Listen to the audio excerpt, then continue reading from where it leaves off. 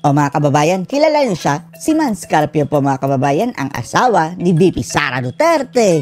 At alam niyo ba ang latest? Ha? Di ba alam naman natin na kinasuhan nila? Sabay sila ni Pulong mga kababayan. Ito si Antonio Trililing Trillanes. Kinasuhan nila ng libel at cyber libel po mga kababayan.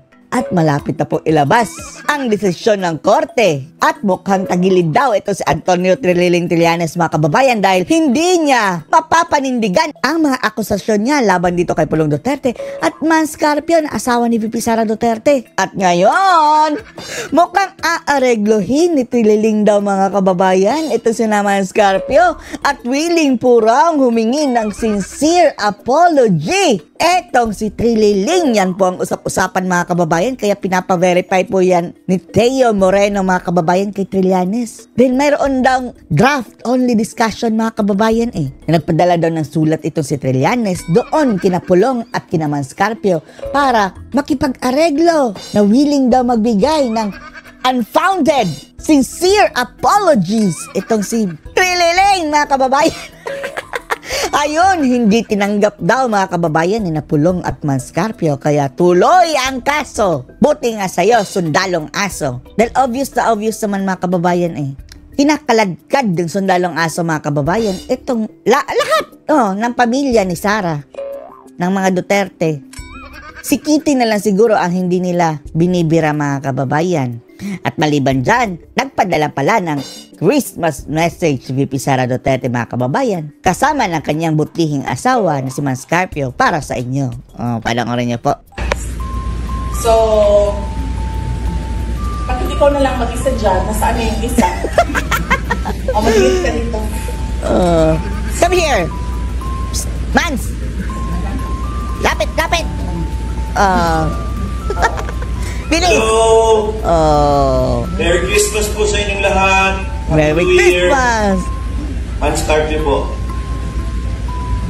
Ingat lagi. Mabait na asawa mga kababayan. Yan ang aking asawa. Yung nawala yung aking isang anak, pumasok ata sa loob.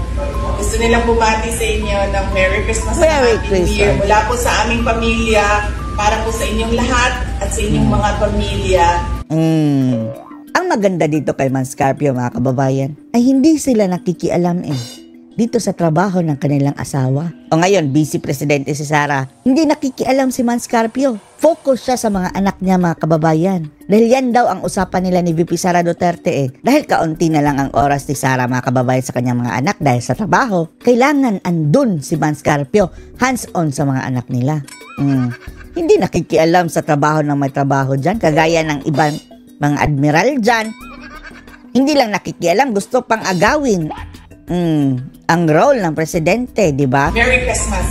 Merry Happy Christmas! New Year! Matanong lang po namin kasi bilang asawa po kayo ni Mayor Sara. Pag nasa bahay kami, we do not talk about politics, about her job. Kasi as much as possible, pag nasa bahay kami, more on family stuff. Anong kailangan. Pero ako kasi talagang bantate ako. Grocery. Napakabait ng tatay mga kababayan. Nagsakripisyo din siya Abogado yan mga kababayan Pinili niyang maiwan sa bahay. Dahil maliliit pa ang kanilang mga anak mga kababayan. Dahil sabi ni Sara, kailangan talagang mayroon na isa sa atin na nakaantabay dyan sa ating mga anak sa kanilang paglaki at hindi lang iiwan mga kababayan sa mga yaya. Walang nasa phone, ako bibili. Yung mga ganyan, yan ang mga role. Pero yung pong mga with regard sa politics, we do not discuss kasi alam ko po. Walang usapan sa politics. Yun na po ang naging ano niya. So, I'll give her a break unless siya po ang mag-open ng conversation, but I do not ask her what happened or ano. Yun, we do not discuss. Pero sa Davao City po, sa panunungkulan ni Mayor Sara as mayor, kayo mga taga Davao City, di ba 3 terms o 9 years na naging mayor si VP Inday? May narinig ba kayong nakikialam ito si Mans Carpio? Wala tayong naririnig mga kababayan galing sa ating mga kababayan dyan sa Davao na nagreklamo sila dyan kay Mang Scarpio na gahari-harian o kung ano-ano man. Wala. At kahit hanggang ngayon mga kababayan, more than 2 years na si VP Inday, hindi nakikialam ito si Mang Scarpio. At gayon din kay dating Pangulong Digong mga kababayan. Dalawa pa nga ang kanyang asawa. O diba, ni minsan hindi natin nakita na bida-bida ang mga asawa ni dating Pangulong Duterte. Hindi katulad ngayon. Ngag-ngag. Yes. Paano po ba siya manungkulan doon na pwede niyang madala rin bilang Vice President kung sakali? Ano ba sa doon na paano niya pinapatakbo yung Davao City? Si Sara kasi, as a Davaoenyo kung sa point of view, kasi siya, doer kasi siya. Doer! May pagka-OC kasi yan siya. Parang trabaho is trabaho. Oh, kailangan talagang organized mga kababayan. As much as possible, gusto niya pulido yung trabaho. Oo. Ayaw yung i-delegate lang sa isang tao kasi usually hands-on mga kababayan. Baka mali or what kasi it will reflect siya ang magiging accountable eh. Yes. So ang ginagawa niya, siya mismo ang tumututok.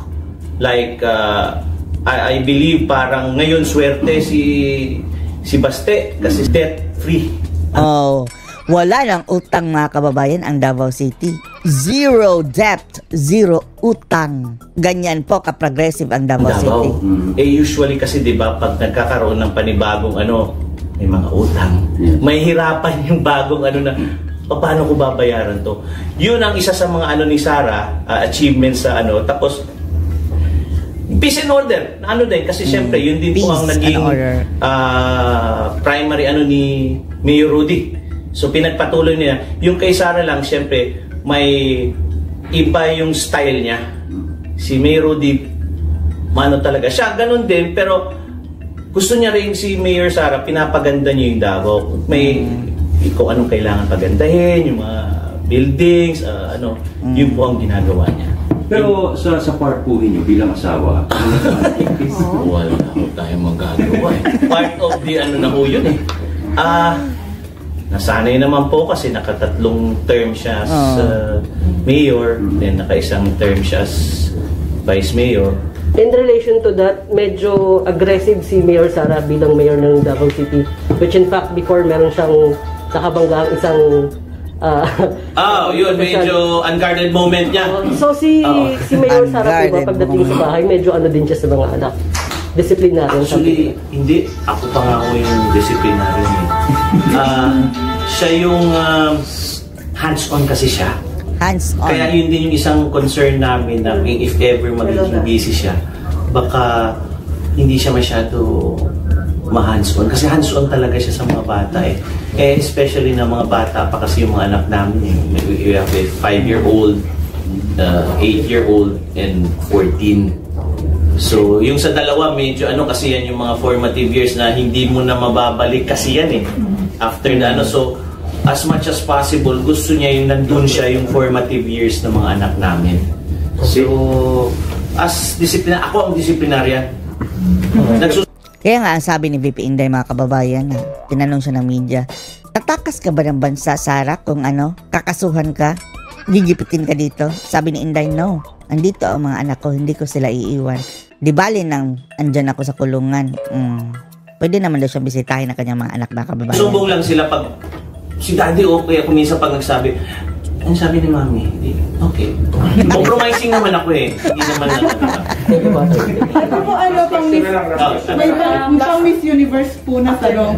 As a husband, what do you think the best quality ni Mayor Sara?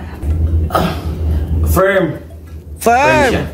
Kung ano sinabi niya, yan, may paninindigan mga sinabi kababayan. niyang, maglaba ka. Ayoko. Washing machine na lang. Washing machine. Nagsalita siya. Talaga. Kaya kung minsan, joke lang yan inaano ko ng mga anak ko eh. Pero pag si Sara pag nagsasalita, pag sinaman, makikinig sila eh. So, doon mo makita yung firm. Hindi takot eh. Yung may disiplina siya. Disiplina at respeto. Yan talaga mga kababayan. Yan din ang nararamdaman ng mga Davaoenyos. At yan ang hindi naiintindihan ng ilan mga kababayan. Ang sabi, sa Davao tinatakot ang mga tao. Kaya sumusunod kaya daw naging disiplinado mga kababayan dahil sa takot. No, hindi. Mayroong respeto. At nagkaroon ng disiplina, mga kababayan. Yun ang masasabi ko. Okay. Anong masasabi niyo dito, mga kababayan? By the way, magpapahinga muna tayo ng araw lang. Merry Christmas sa inyo, mga kababayan. Pagpalain po kayo. Bye-bye.